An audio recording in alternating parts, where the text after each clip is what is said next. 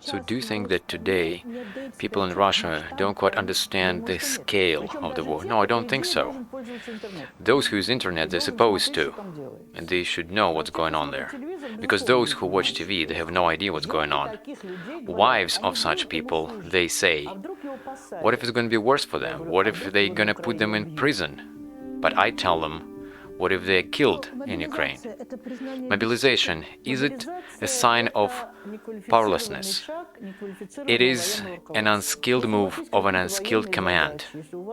If you have a mission to accomplish, if you lost experts, so then select people, explain it to them why you need those, but why to carry out such raids on everybody? It's unacceptable when they hand out military notices on the street, conscription notices. They should be signed by the military commissioner of a particular district, not any other.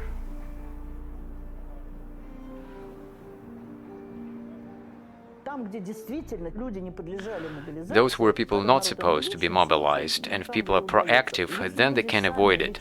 But if people don't do anything, they don't want anything, nothing can be done for them.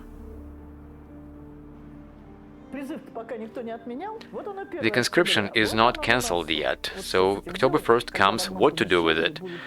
When people of different status are in the same room, I have no idea. Conscripts that will come for a medical examination commission, what will stop them from sending those conscripts together with the mobilized to the front line? Nothing will stop them. The atmosphere in Moscow, did it change? What do you think?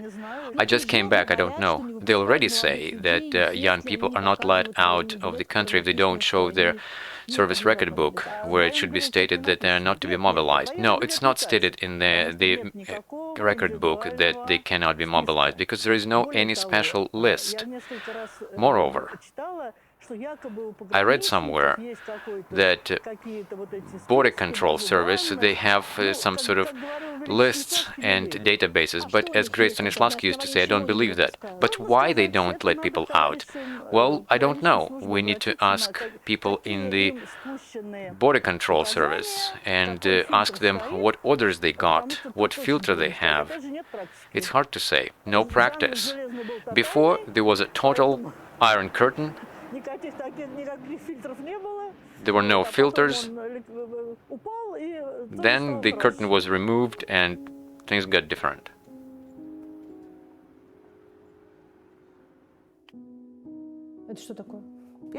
What is it? It's a phone directory of service prosecuting authorities and heads of military units. Do you carry those with you? Yes, all the time. Does it help? I was just exiting the subway and a woman called me from the Vladimir region. Her brother was sent to the military unit, but he had to take care of a disabled mother and 3 teenagers to take care of. They just took him away. And what's going to happen to his children and the disabled mother, nobody gives a damn about it, pardon my French.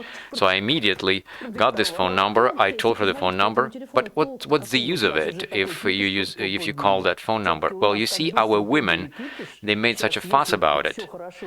So, and if you everything do on time, and if they manage to call the right people and they check it up, and they go to the Kovrov military unit and they'll get the guy back, because he wasn't supposed to be mobilized, he's taking care of a disabled mother.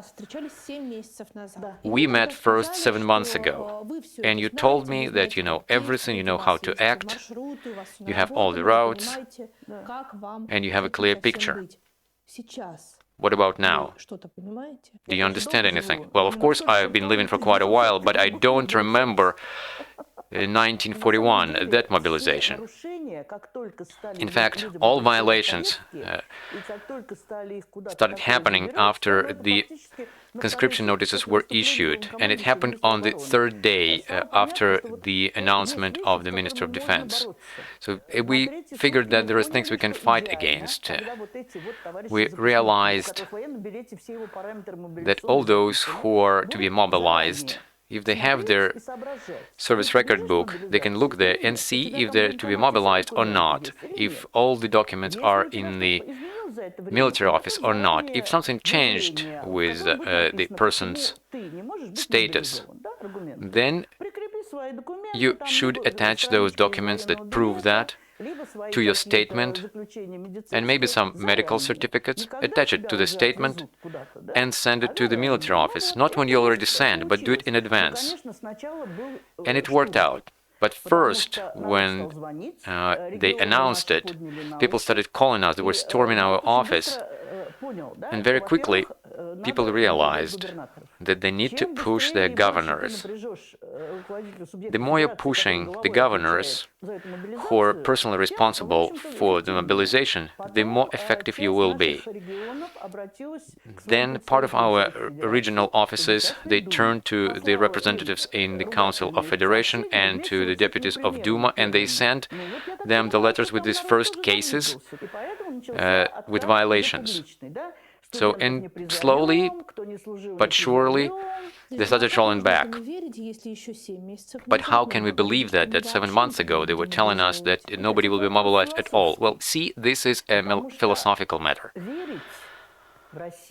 Because you cannot believe anybody in Russia, particularly if these words are uttered by officials. My colleague, she had this saying in 1990s, if an officer tells you something at his workplace, it means he's lying to you. Well, this is since 1990s. It's a solid rule, but since all of them are officers, so you can't believe them. And that actually frustrates me very much. First, women, they kind of give their men away to mobilization, and then as soon as the door is shut, they write me these letters. What am I supposed to do? How can we do with that? And I started asking them, what the hell? He went there. Why did you send him? Let's just try to figure it out, because something can be done. And the lawyers say that those cases could be submitted to the court, but it can work with the court, because things happen swiftly. What can they do? But military prosecutors, governors, maybe mayors of big cities, they can do something. So they are those you can write to and complain to. What is the difference between today's mobilization and the mobilization in 1941? And the difference is quite big, because back then it was a treacherous attack of the enemy, and today we have a different situation. Well, see, I am talking about logistics, but Valentina, I'm talking about 1941, and it was different. People wanted to go to the front. They weren't trying to avoid mobilization. Today's situation is different. What these people have to do if they don't want to go to the front? Well, first of all, those who are in reserve, they need to look in their documents. They need to look in their service record book, in their military ID card.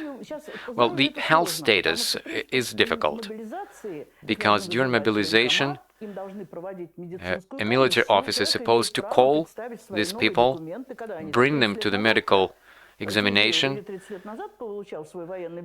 and see if they're fit or not. But right now, this procedure was never followed with any conscript. You mean the Medical Examination Commission? No, they didn't have them. And then, after that, there should be a mobilization commission that makes a decision to send them to the front or not. But over this time, there was no such commission at all, and nobody went through this procedure properly. So what can be the reason not to be mobilized? Well, first of all, there are categories that show the age range for mobilization. Junior officers, senior officers, infantry. People who are mobilized, they don't know these age ranges. Some of them are far beyond the range that they're mobilized for. Some people are 40, some people are 45. They're like beyond the second category. For those who have this status, didn't serve, or a military specialty 999, and under it, it is written that the person didn't serve. So that's why What I'm saying, the person that is called for mobilization should understand their situation, and they should make this statement and send it in advance to the military office, stating why they cannot be mobilized. Right now, it's difficult to say. Is it worth sending this statement to the military commissioner of the region? But I'd say it should be sent to the head of the military unit with all the documents. Everybody has websites, I mean the authorities and military units, but commissioners, they don't have it. So you have to walk there. And only in Moscow it can actually give you some results, because in the military office in Moscow they have hours, working hours for people to come and discuss their matters from 9 a.m. to 1 p.m. And we know that things will be registered and will be answered. So I'm okay with the Moscow situation. And the same can be done with the mobilized when they come to their military unit. I know this officer who was in reserve, and now he's already in the military unit. They called for them, they mobilized them, and he actually did it well. He's younger than others, but he told me that there were people there of 59 years old, and some people have like iron rods in their legs and some heart pacers and stuff. But he was the only one who wrote this statement because he wasn't supposed to be mobilized according to his service record book. He didn't serve, so he couldn't be called. And I said to him, what about the others? Let them write the statement and send it. But he said to me that those guys, they kind of saying, oh, whatever, we are there, so we'll probably have to go. And what I'm saying, so I can't even compare it, this obedience, it seems like a frog and a snake. Snake looks at the frog, and the frog freezes. But these guys are grown-up men. You know that you're not supposed to be mobilized. Why not to do that? Wives of such people, they say, what if it's going to be worse for them? What if they put them in prison? But I tell those wives, what if he's killed in Ukraine? What are you choosing from? Tell Gordeeva, Valentina Melnikova.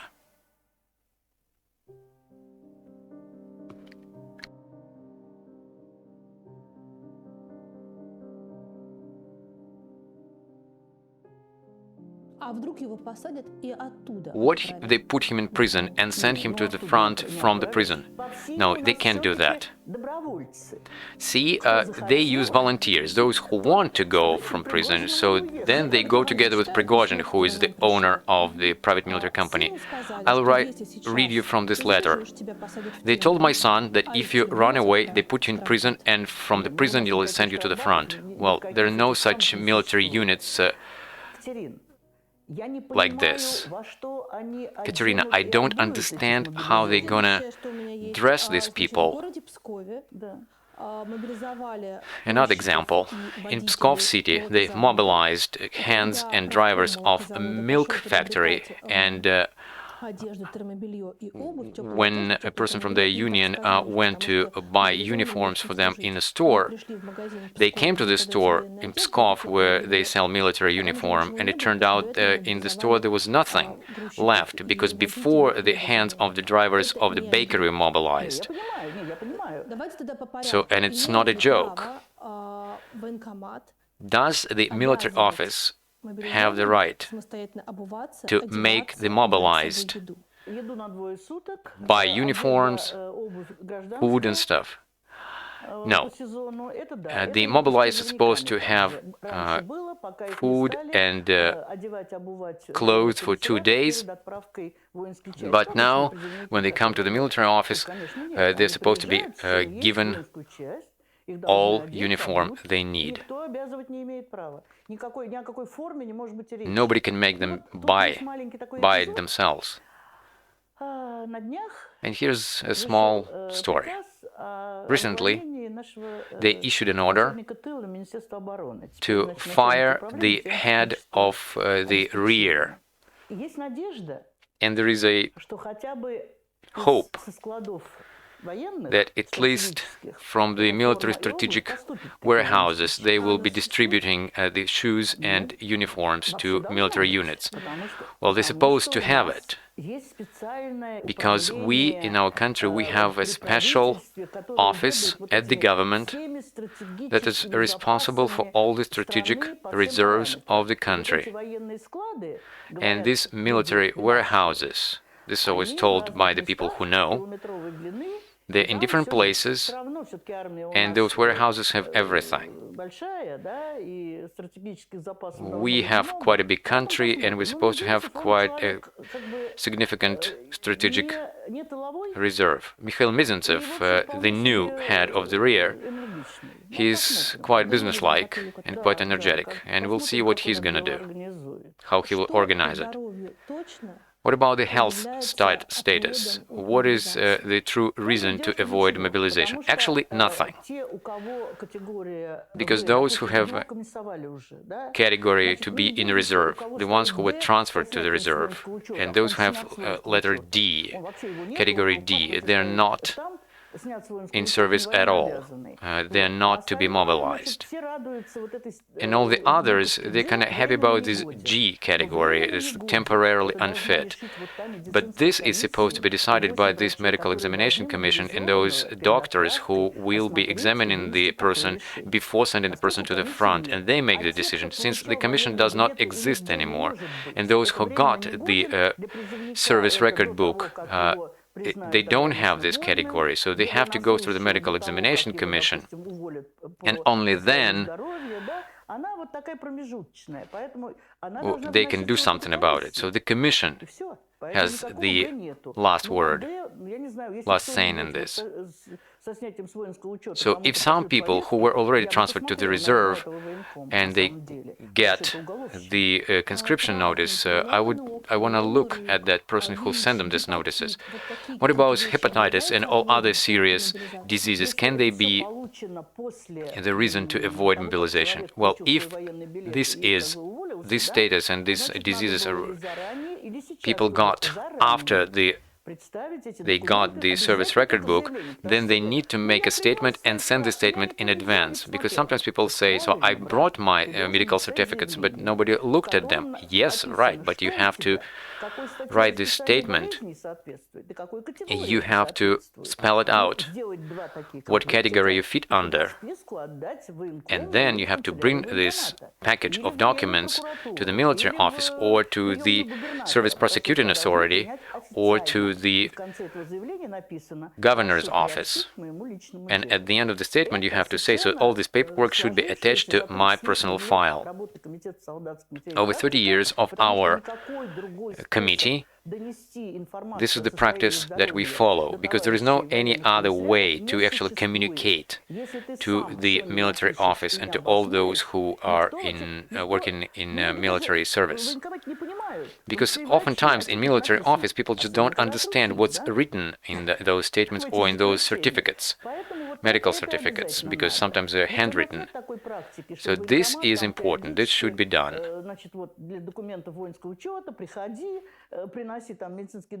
Oftentimes, it's done this way, but we don't have this practice when the military officers were actually supposed to inform those who were in reserve, should notify the military officers about their current status, health status. But here's another example. When a daughter brought all the paperwork of her father to the military office, and then the military office says, oh, we're not going to take it, whatever. But this father was 52 years old, and he had probably like a metal rod in his leg, and they took him away anyway. They say there is a first and second and third wave of mobilization. What is the first wave? Well, Katerina, you see, these people who are ignorant about this, and they think that this 1, 2, 3 numbers, these are the waves of mobilization. It's not. These 3 numbers, They just indicate the age of the mobilized, till what age they can be mobilized. So those waves, they can be anything. We live in the country named Russia, and 300,000 people to be mobilized, how they announced, and it's kind of in the air because you can't really find this number in any official document. In the decree of the president, they didn't state the number they're going to mobilize. There's paragraph number 7, which is supposed to have this number, but it's not. They kind of skipped it. People don't know. They say there are some lists circulating, and they don't know who will be actually mobilized. What we are so indignant about, they say it's a partial mobilization. Computers exist since the end of 1980s. And we were asking back then President Gorbachev and the Supreme Council that all the registration work in the military office should be done through the electronic databases. In the general staff, they have all the information about people who are supposed to be mobilized and those who are in reserve. And the Defense Ministry, they have lots of IT specialists, and they have different networks there. And as soon as I heard about the mobilization, I called my friends, my colleagues, and I asked them, do they have this database in the Recruitment and Reserves Department? Do they have any databases there? And it turns out they don't. They don't have any database. And the military offices of different constituents of Russia, they don't have either. So these temporary raids, they just grab anybody, which means this whole thing is not technically prepared, because to mobilize 300,000 people, and if everything was done properly, then the Recruitment and Reserves Department should have a special database. The military offices in different regions of Russia are supposed to have the database. They should select the occupational specialties, military specialties they need, look at the categories, and then invite them and talk to them. Because everything that's happening right now, this is disgrace of the military and the disgrace of the country. What we see is just shame from any point of view, from medical, technical, organizational, just bad.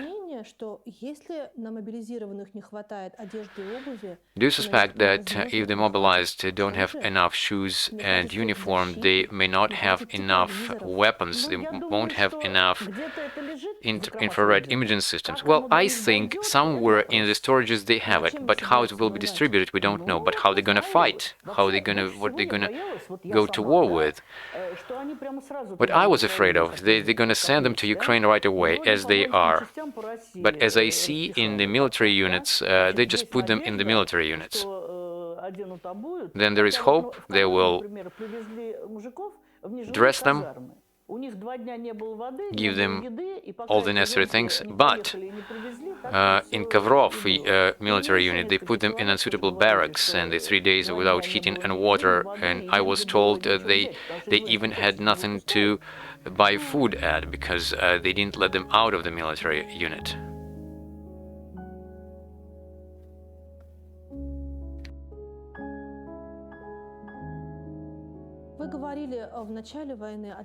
You said at the beginning of the war that women, wives, sisters, and mothers, they're silent. 70% of them, they're writing to me, help me, I'm supposed to be alone. And then you ask them, what happened? They say, he got a notice at 2 o'clock in the morning, he dressed up and he went there. And I drove him to the military office. That's an example. So, and what? The last 2 days, I started answering them, do something yourself, we can only help.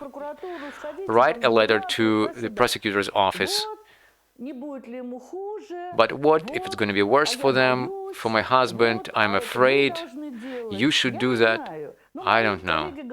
My colleagues tell me that this is a habit for a paternalistic state. My feeling is that they just don't understand where their husbands are taken to. They don't know it's a war. They don't know that people die there. They have no idea. Otherwise, you can't explain their obedience. I have no strength to ask them why they do this. Those women who do something, they get what they want, because they also group up. Those who are together, they write to the offices, they write to the authorities, they're pushing the governors. Some of them go to the military units and they visit prosecutor's office there. So in those cases where people were not supposed to be mobilized and people are proactive, they can actually manage to do what they need to. And in the regions, my colleagues, they found all those deputies and the officials, they made this fuss. And finally, they got some response that helped them to save those who didn't serve before, who cannot be mobilized, and who have a health condition. But right now, it's just individual cases. If a person to be mobilized, but according to the ethical principles, they don't want to go to the war, do they have a chance not to go to the war? When I was going to this interview, somebody called me and said that his son was sent to the military unit, and he said, "We are from Ukraine, but we are living here in Russia. We are citizens of Russia, but all our relatives, my sisters, they live in Ukraine, so how my son is going to go there to the war? But what can we do? We can just make an individual case." I said to him, "Write to me a letter, and we'll ask so that your son wouldn't be sent to Ukraine, to the front. It's not necessarily he's going to be sent to the front. It's not such a... why not? Well, see, on the border, they can be working in the rear.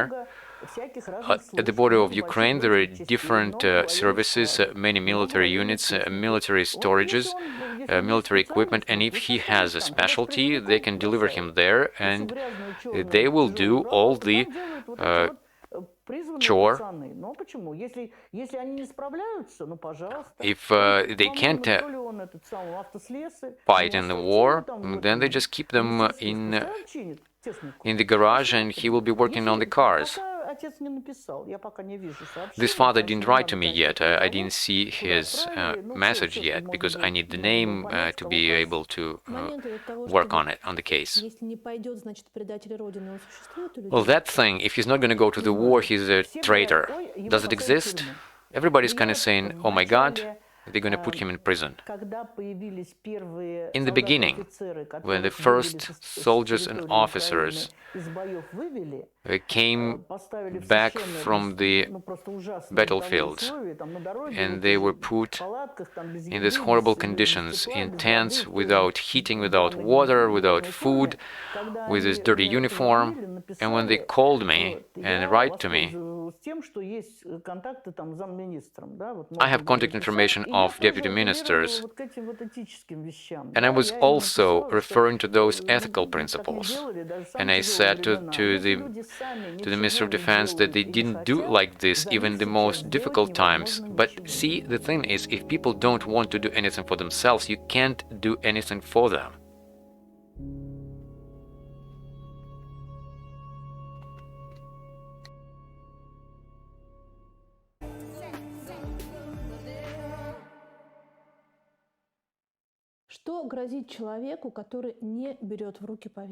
The people who don't take the conscription notice, what's going to happen to them if they just jump out of the window, if they don't want to take it? Well, they can say, I'm illiterate, I can sign it, but, you know, usually they come with a policeman. What the punishment could be? Well, it can be a fine. I don't think they're going to register it as a fine. They will arrest the person and take them to the military office. The choice between mobilization and the prison, what kind of choice is that? What I told those people who didn't want to go there for the second time, I said to them, so you go to prison, you will be fed 3 times a week, 3 times a day, you will have visits of your family. But what's going to happen if you go back to the war? I'm not going to tell you what's going to happen. Well, see, 60 people signed their statements and they didn't go. And back then, they didn't return them to the war. But what happened after that, I don't know. They didn't write to me anything. Somehow, I think things got settled. Some people wanted to resign, some people trying to transfer to the reserve. But see, that's a false choice. Well, they put you in prison, and yes, I understand the conditions in prison. Well, if you already handed out the conscription notice, can you just not come to the office? You just say that you are not to be mobilized. Or if you don't know what to do, you need to figure out where you should write a letter, where you should go, whom you need to talk to. And then with those notice, you will do something. And also there is a procedure. Those conscription notices that were handing out on the streets, it's unacceptable. How is it possible to do that? Because they should be signed and sealed by the military commissioner of Moscow. And in Moscow there are lots of military officers. And under which signature is on the notice, and how the person can be mobilized. And the person can be mobilized only through the notice from the military office where they registered to, because if it's from a different office, the notice is not valid. I assume that it might be signed by the General Military Commissioner of Moscow, but then if it's the case, then there should be a reprimand to this commissioner, because the person is registered in a different military office. And according to the law, only the military notice from the military office where the person is registered can be valid. Well, if they're taken to the office, can they still leave? But if they're to be mobilized, so then they're mobilized, and this is what's going to happen. What about the laws against deserters? They're not deserters, they're not in the military service yet. Until they got to the military office or military unit, they're not in the list of the unit. They're still in reserve. He's kind of nobody. And how long he's gonna stay in prison if they're gonna catch him? Well, first they need to catch him, because the country is big. And actually we have quite a big experience about those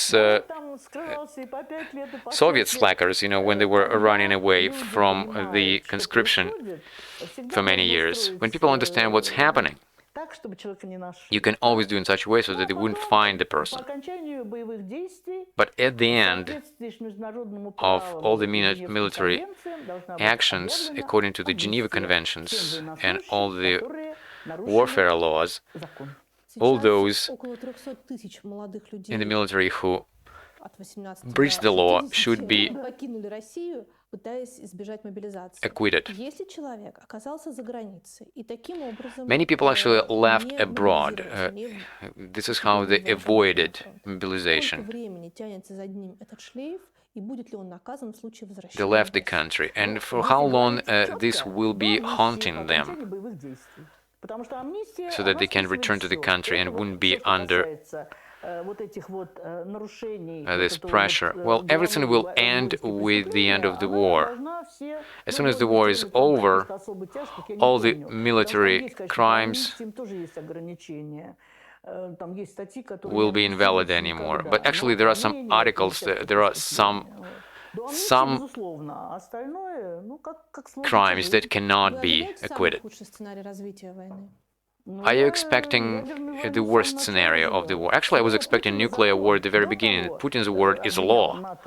Before that, he was blaming NATO and he was threatening them with the nuclear bomb. So what? It's quite possible. When I was living in my country house, at some point I just thought, maybe I shouldn't go to the city, because it's far here in the country, 100 kilometers from Moscow, and if they throw a nuclear bomb on Moscow, so maybe I'm better off in my country place. See, it was kind of a random feeling. But then I thought to myself, so there is a military unit, the missile military unit near my place in the country, so maybe it's better to be in the city. Well, actually, only the dark humor can save us who work in the Soldiers' Mothers Committee.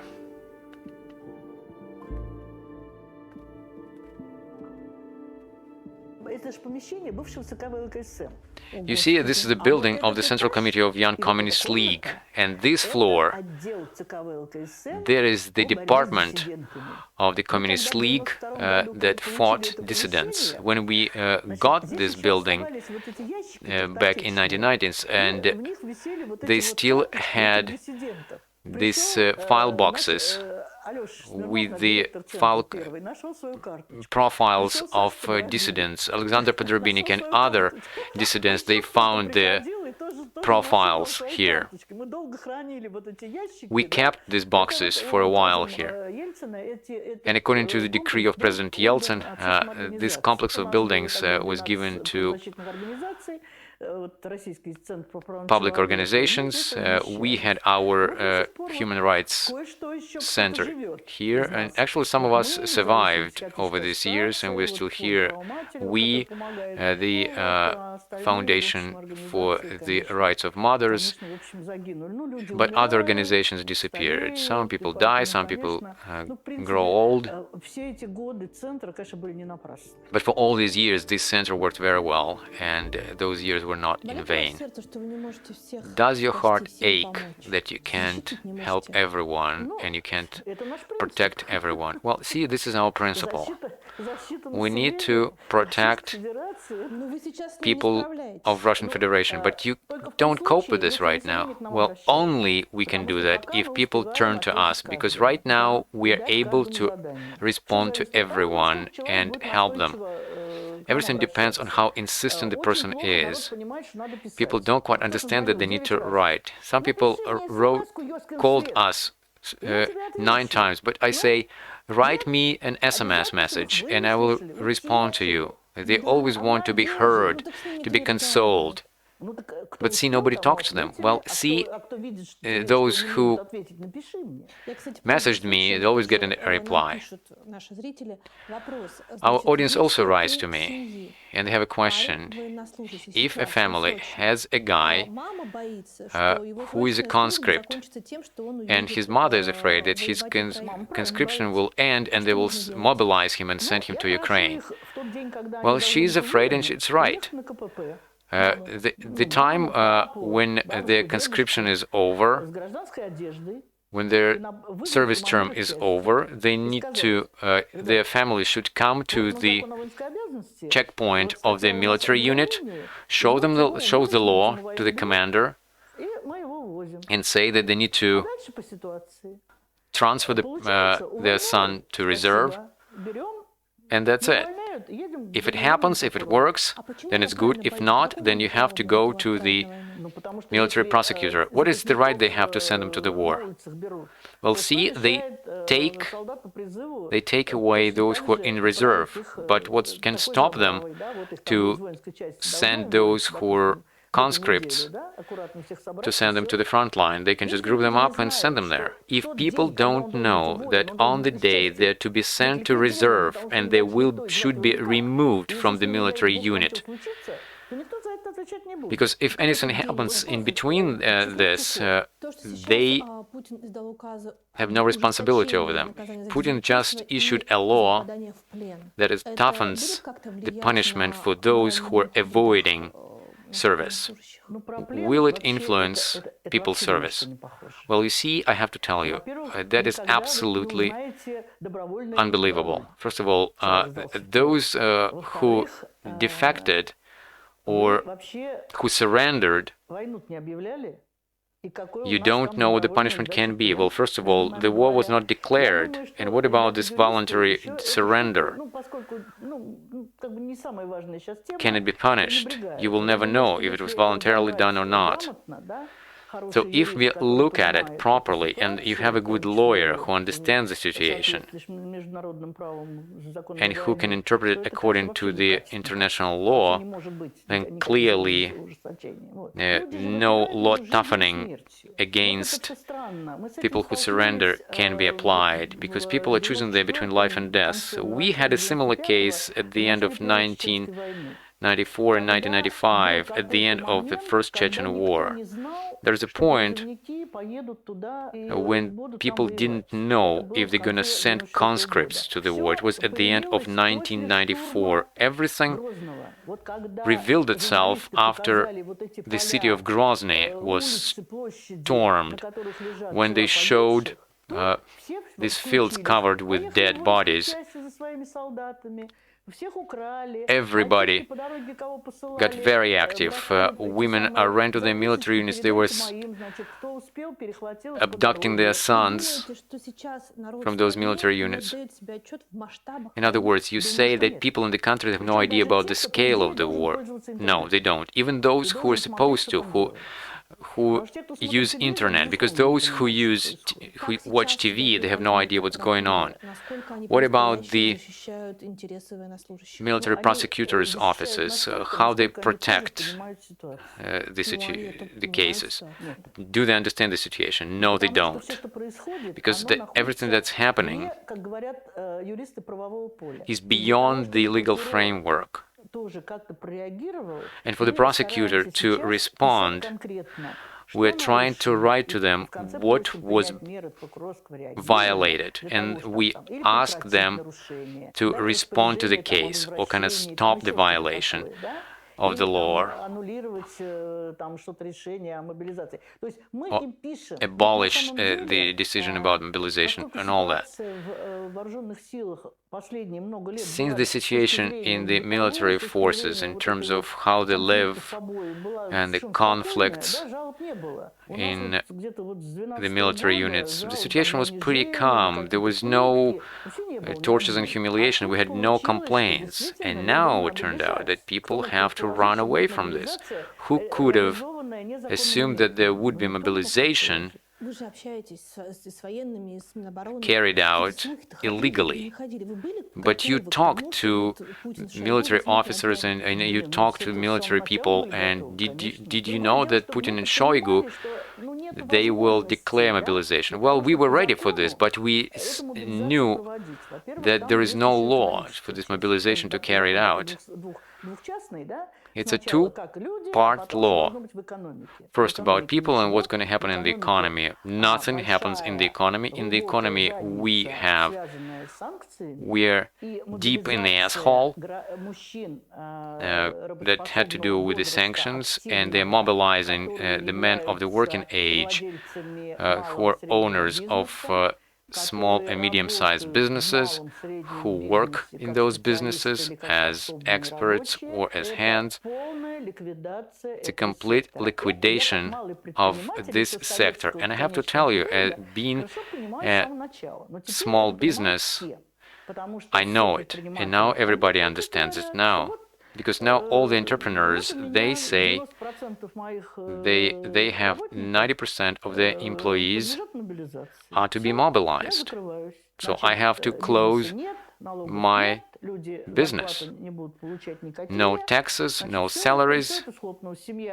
So the whole thing just collapsed. Entrepreneurs' families get poor. And even at the big enterprises, this problem of employees and specialists is quite big,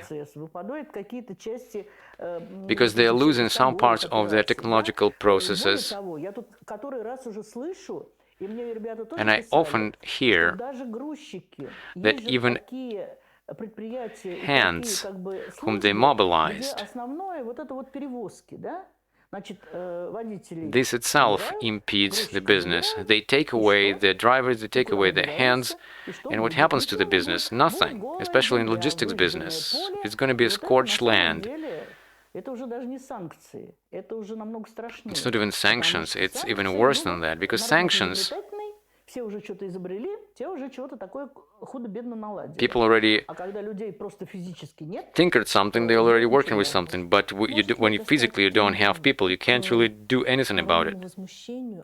Can it be a cause of people's unrest? Because it's not their war, and they don't want to waste their life for that. Well, somebody wrote to me. They wrote to me about people's protest. I just remember Novocherkassky in 1962. Yes, of course, it was people's unrest. It was people protest. Other people from Russian Guard with machine guns came out and they just killed all of them. The command of the military forces of Russia who are going to wage a nuclear war, I don't think they have any limits. They're beyond that.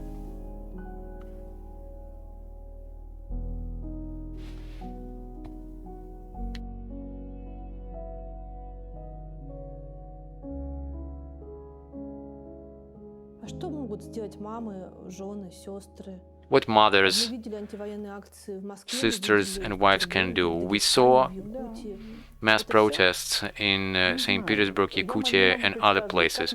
I don't know. I don't know what people can do, what will be. This despair, how active it will be. Will people be ready to do everything? I don't know. These mothers, sisters, wives, if they simply don't want to write a letter and send a letter to the governor's website, they don't want to turn to the military prosecutor, it's just simple things. What can you expect from them? Some kind of physical protest? I don't know. Correct me if I'm wrong. From the beginning of the war up to today, the situation of getting money compensation for the people who die there, do they get this money or not? Do they get this compensation for their husbands and sons? Well, it's a philosophical matter. In order to get the insurance after the soldier is dead, the family has to get documents that the person is really dead. And until they have these documents, they cannot do anything. If it's a person from the military, sooner or later, with help of the military prosecutor, and writing to all different authorities, and you ask them to do this, this and that. At the beginning, nothing of that wasn't done automatically. Everything was kind of in the manual mode. People were calling us, and then they were telling them whom to ask for. We have volunteers. We have those guys from Bars. This is a military reserve. And nobody from that military unit got anything. What happens there with this life insurance, I have no idea. According to these insurance rights, they equal them to the soldiers of the army. I don't know if they were enlisted in the complements of military units. Because usually what happens, there should be a number of the military unit, there should be an order that the person is removed from the complement of the military unit because the person is dead, there should be the certificate of death.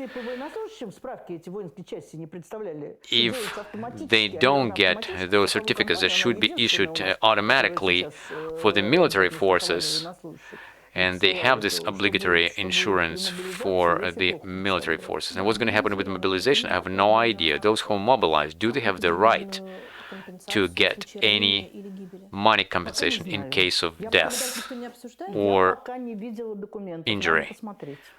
I don't know. I didn't see the documents yet. Everything depends on their status, because if they are official military service, then yes. And if they're mobilized, we need to look at the mobilization law and the preparation for mobilization, because nothing is stated in the decree that Putin issued.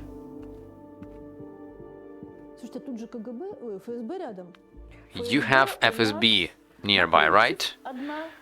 We have one of the buildings here, and FSB. Lubyanka is right here. This is where KGB was, right? Yes, right there.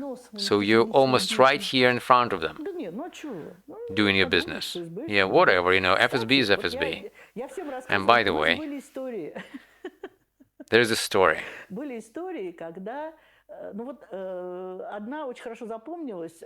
I remember it quite well.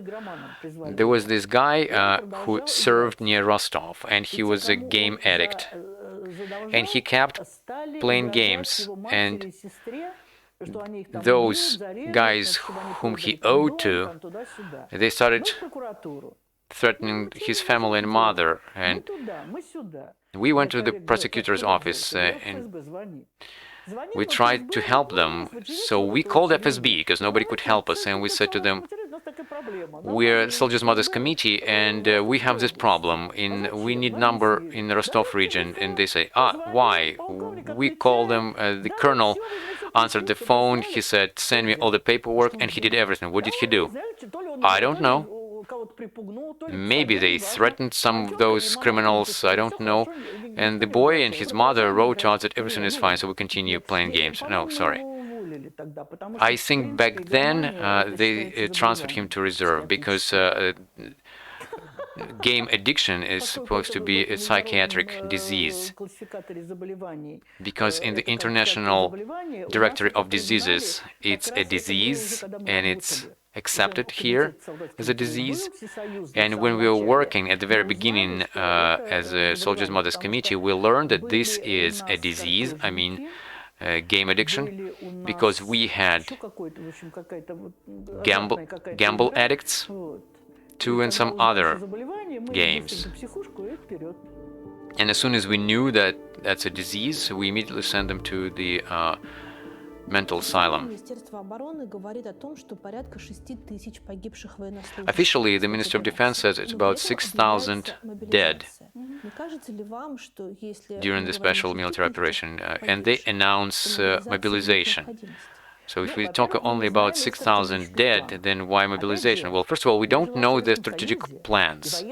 I lived in the Soviet Union, and the war doctrine of the Soviet Union, and one of the positions is to have military forces that over a day can get to the channel. That was the doctrine. But what about the numbers?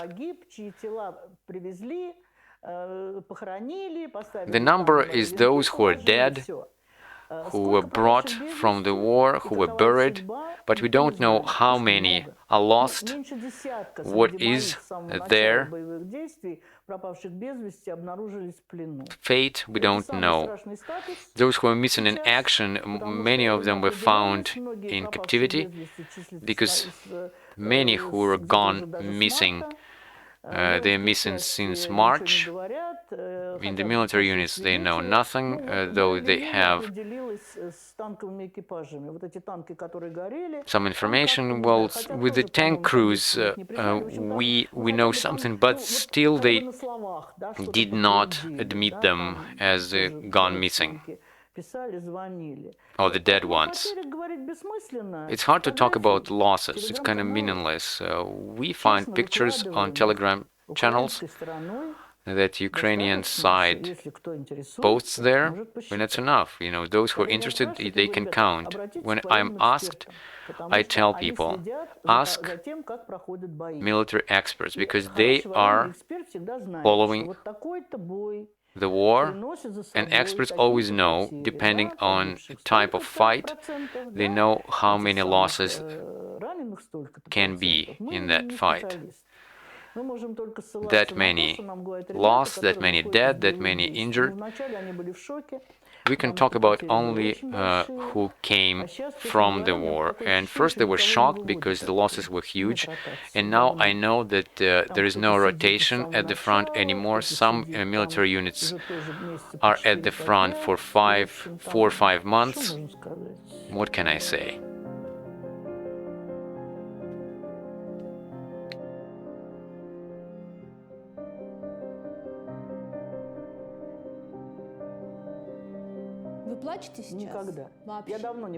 Do you cry now? No, I never cry. Why?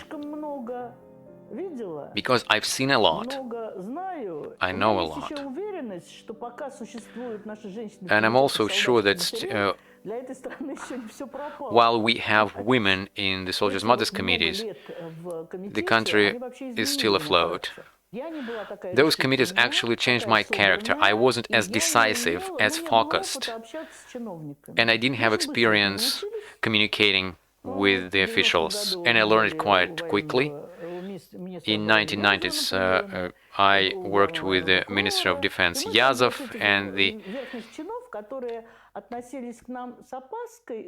General Prosecutor. Those people actually respected us, and I realized something for myself as a person. And since then, everything went smoother. How much did these military officials change since then? I don't know, frankly speaking, because internet replaced this personal communication, I mean face-to-face.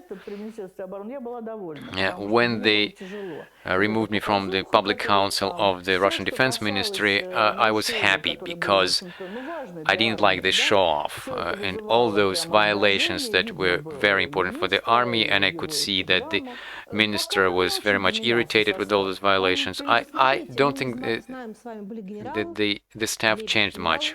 There was General Lebedь, General Aushov, General Rokhlin. This is a different type of generals who were. These generals they went through Afghan war, and they were different people. There was Pavel Grachev, defense minister, whom they called Pashta the Mercedes. That everything that had to do with Chechnya, that's him, and he will be licking hot frying pan in the hell forever. So I'm saying that there were generals who very much cared about their soldiers. Oh yes, we have those people.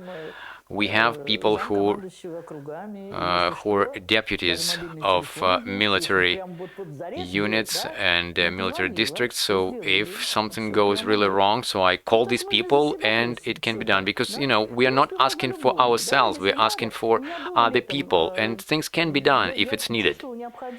In the summer, I felt that I have to go to the general prosecutor to talk to, but then I didn't, because things went fine and kind of settled down. But now I feel like I have to go because with the mobilization. Now the story is completely different. Everything that had to do with the military actions in Ukraine, it's all these things were classified, and the prosecution office let us know that they can't talk to us. But about the mobilization across the country and all the violations we identified around the country, if we cannot fix it, then I'll have to go to the general prosecutor and probably to talk to the general military prosecutor, because governors, they don't report to the military prosecutor, they only report to the general prosecutor. What about the defense emergency? Defense emergency, this is the complete collapse of the whole economy. And for defense emergency, the authorities will have to somehow push the people. They'll have to introduce curfews and to do something with the governors who are in the regions at the border. And those governors are trying to regulate something in those regions. I got a call from the Belgorod region, and they told me that the people were there mobilized too. And I asked them, so why they mobilizing in your region? So it's really insulting what's happening. So if you in the army, you have losses, you lost some specialists and experts, so select those, explain it to people, why to have this total rates. But what about the army? What about the fakes about the army? So, see, I'm not talking about the army, I'm talking about governors and the military commissioners who are supposed to follow the law. Sadly, everything I say is true. My colleagues in all regions, they were the first ones who faced those violations during the mobilization, and then the law is supposed to be followed. I'm not blaming anyone. I'm not claiming anything. What I see is that the government structure was not ready for the partial mobilization. So you're planning to be in Moscow. So you see, I'm not in the age range for mobilization. But see, probably I need to focus, because it's very difficult when you receive many calls, which are not kind of business calls, and they just call you and just want to talk. This is very difficult and frustrating. When people call and say, this is the situation we have, what we're supposed to do, please respond to us, please write to us, then it's clear, and you do it automatically. And anyway, in 1995, in this room, we had 250 visitors while there was a war in Chechnya, and every day there were new 250 people. We were on duty here.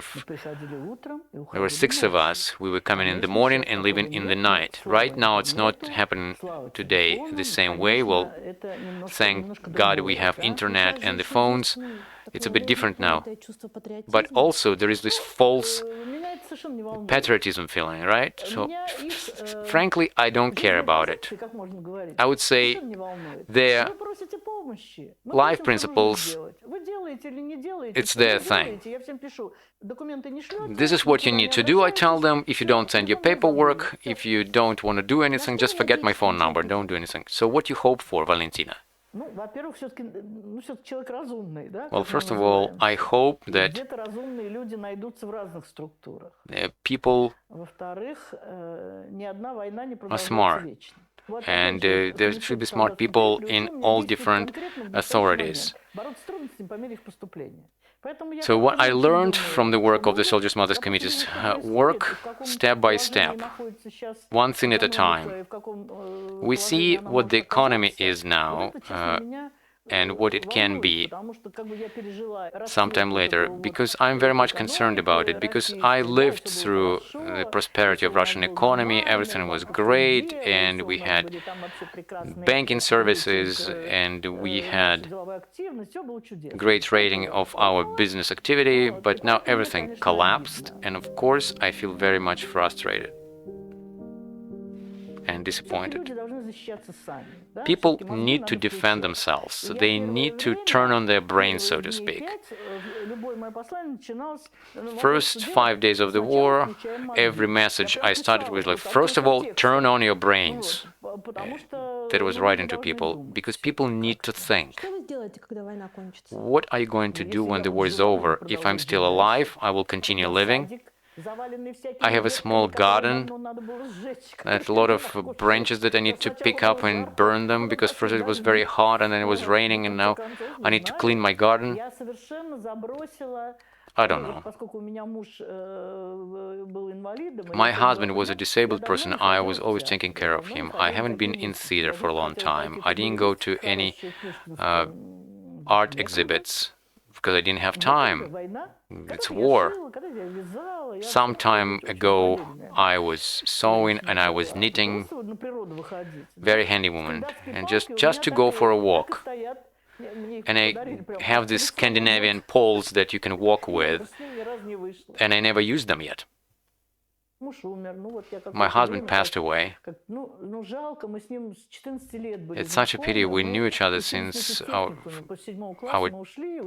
teenage years, and we studied in the same group in the institute all our life. We knew each other.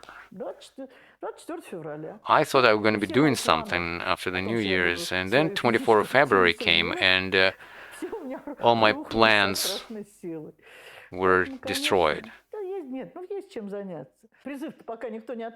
See, there are things to do. Nobody canceled mobilization yet. That's why, and conscription. That's why the 1st of October and the 1st of April, the time of conscription, October 1st is coming. What's going to happen then? In the same military office, we see that there are conscripts that should be drafted, and they have all the medical documents, and every one of them is checked with different doctors if they're fit for the conscription or not.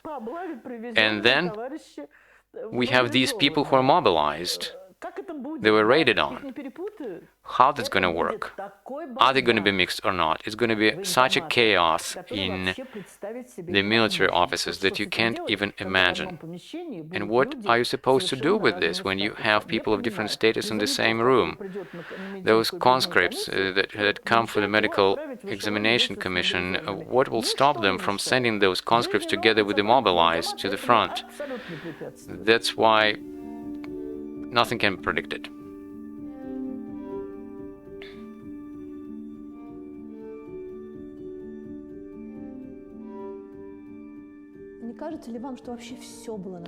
Don't you think that everything was in vain? No, nothing was in vain. But look where we are. See, young people, they leave abroad. They go abroad and live there. But this is the people, this is young people who wanted to make Russia prosperous. But these young people, they didn't manage to. So mobilization, this is acceptance of powerlessness.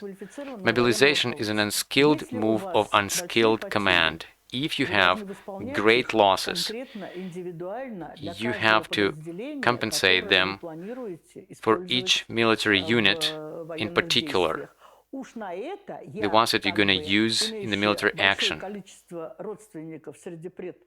And I have a lot of family members who were in the military, and I know what it was. So things should be done differently. So you had losses among the paratroopers, so then you call them from the reserve, retrain them, and go on like this. It's just a very low qualification for those who make decisions.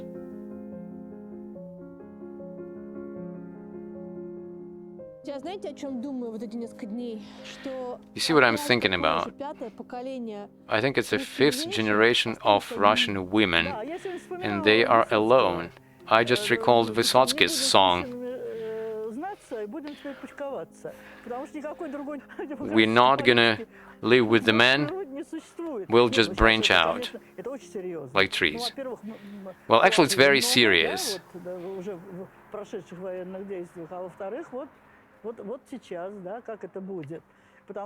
There are lots of military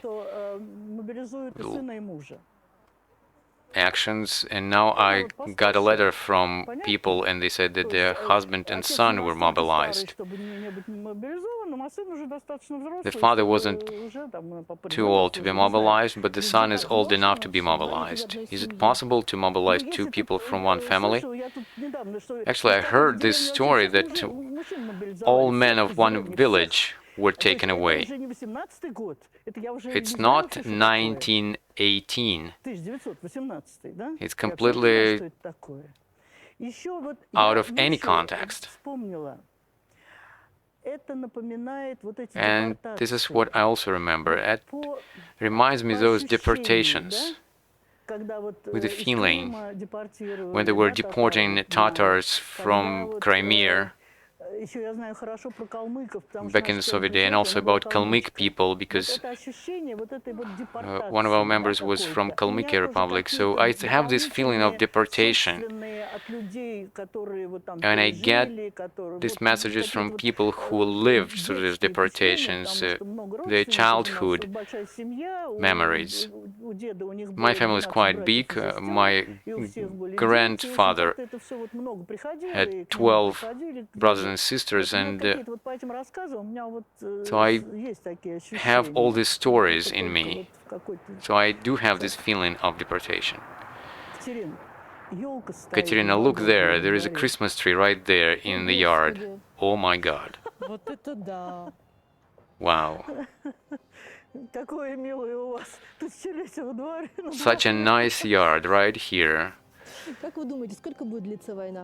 How long do you think the war will go? It's hard to say.